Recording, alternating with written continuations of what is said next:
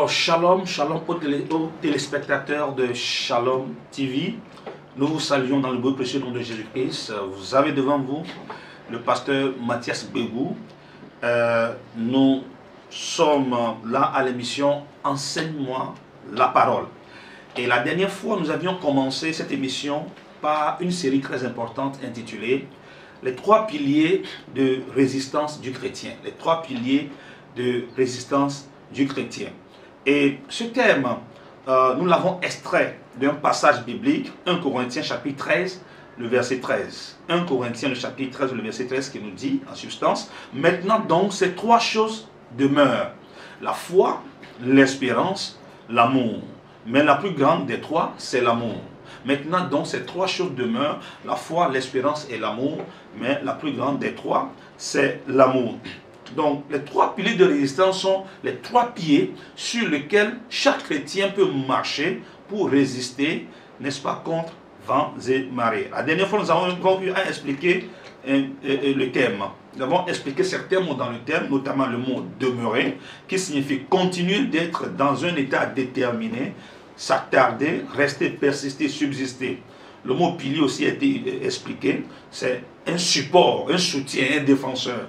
Nous avons eu à expliquer aussi le mot résister, s'opposer aux pressions de la vie, lutter pour ne pas succomber à ce qui attire, à ce qui séduit, supporter victorieusement des épreuves physiques ou morales. Donc ces trois choses, ces trois piliers peuvent permettre à n'importe quel chrétien de résister, de supporter victorieusement les épreuves de la vie. Voilà, donc je vous recommande d'aller, n'est-ce pas, voir la première vidéo. Alors aujourd'hui, nous allons essayer de commencer par aborder chacun de ces piliers. Nous commençons par la foi. Et la foi, qu'est-ce que la foi? Le mot grec, la foi dans son expression grecque, c'est le mot pistis. Et pistis signifie fidélité, preuve certaine, croire, conviction, croyance, engagement. Voilà. Donc ça, c'est l'explication du grec. Maintenant, nous allons dans la parole de Dieu pour voir comment est-ce que la parole définit la foi. Dans Hébreux chapitre 11, le verset 1. Hébreux chapitre 11, le verset 1, un passage que tout le monde connaît très bien. Nous avons là-bas la définition de la foi. Et qu'est-ce que ce passage nous dit de la foi? Ce passage nous dit ceci. Or, la foi, c'est la ferme assurance des choses qu'on espère, la démonstration de celles qu'on ne voit pas. La ferme assurance des choses qu'on espère, la démonstration de celles qu'on ne voit pas. La foi ainsi définie comprend deux parties, selon cette définition donc.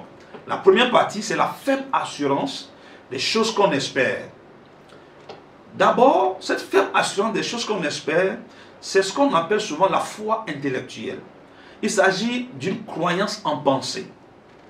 Il s'agit là d'une adhésion, de l'adhésion de la pensée à un idéal ou à un fait historique. C'est-à-dire quoi? C'est-à-dire que on t'a raconté un fait, on t'a raconté une histoire, on t'a raconté quelque chose et tu as accepté la chose là, tu crois que ce qu'on t'a dit c'est vrai, tu l'acceptes. C'est la croyance. On n'appelle pas ça la foi en tant que tel, c'est juste la croyance. Parce que ça se limite en pensée. C'est un exercice intellectuel qui n'implique pas nécessairement toute la personnalité entière. Donc c'est ça la première définition. La ferme assurance des choses qu'on espère. Donc c'est juste dans ta tête, tu espères, tu crois en la chose, tu ne la rejettes pas, tu acceptes, tu as un idéal que tu crois atteindre, que tu espères atteindre. C'est juste l'étape de croyance. Maintenant, il y a la deuxième partie de la définition de la foi qui dit la démonstration des choses qu'on ne voit pas. La démonstration des choses qu'on ne voit pas. Il s'agit d'une ferme assurance dans la promesse du Seigneur et qui implique toute la personne entière dans ses attitudes et comportements, la poussant résolument vers l'accomplissement de cette promesse. Il s'agit d'un engagement venant de la personne qui croit en quelque chose. La foi, ou bien la promesse, ou bien un idéal accepté en pensée, qui a été accepté, en qui la personne croit, La personne veut marcher vers cet idéal-là.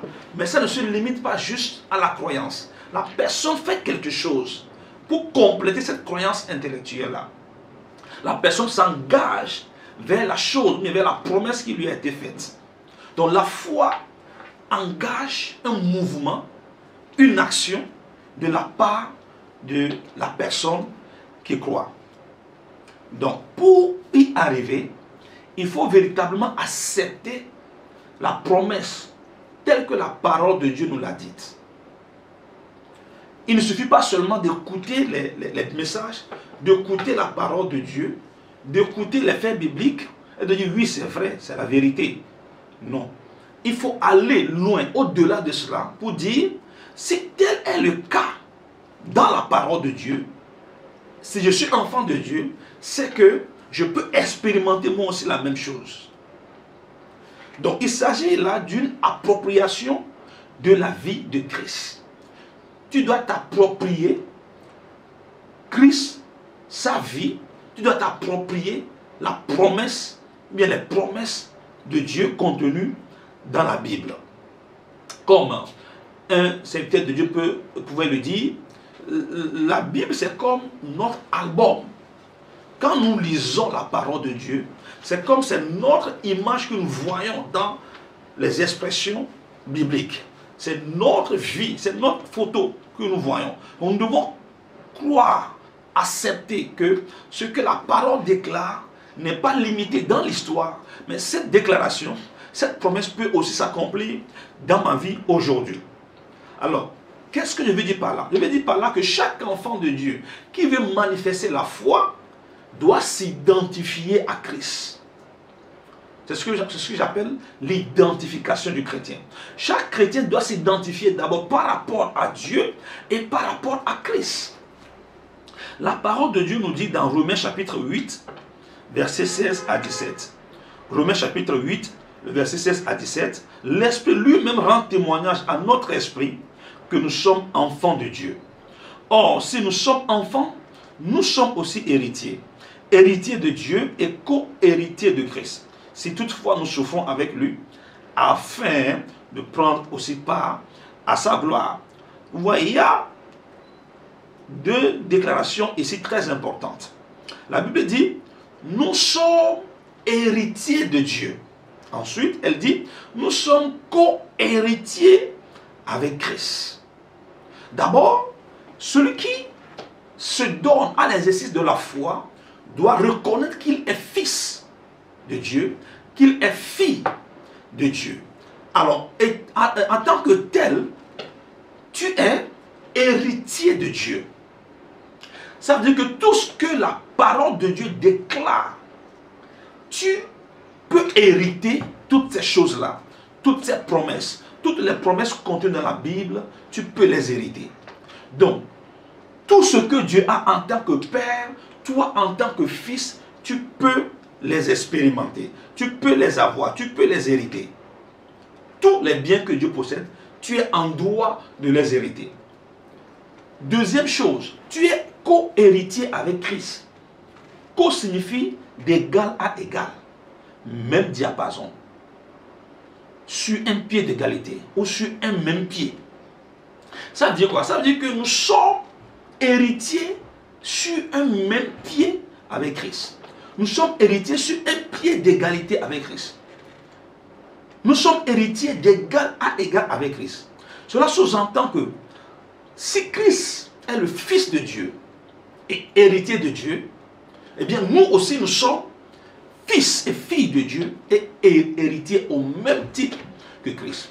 Cela sous-entend également que nous pouvons, si nous croyons, réaliser tout ce que Christ a accompli, étant doté du même pouvoir venant du Saint-Esprit. Christ, quand il a été baptisé, il a reçu le Saint-Esprit. Nous aussi, quand nous sommes baptisés, nous avons expérimenté la puissance du Saint-Esprit.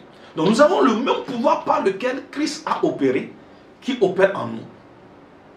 Oui, la puissance de la résurrection opère en nous. Donc, nous pouvons réclamer les mêmes droits que Christ. Parce que nous sommes co-héritiers avec lui. Ça, c'est une manière de s'identifier à Christ. Tant que tu ne t'identifies pas à Christ, tu ne peux jamais vraiment pratiquer la foi. Et tu ne peux jamais expérimenter ce que Christ a expérimenté. Lui-même, il a dit que si vous croyez en moi, vous ferez de plus grandes œuvres que moi. Vous ferez les mêmes œuvres et même plus grandes œuvres que moi. Donc, nous devons accepter cette vérité, cette réalité.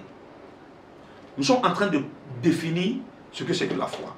Galates chapitre 2, le verset 20 nous dit, « J'ai été crucifié avec Christ.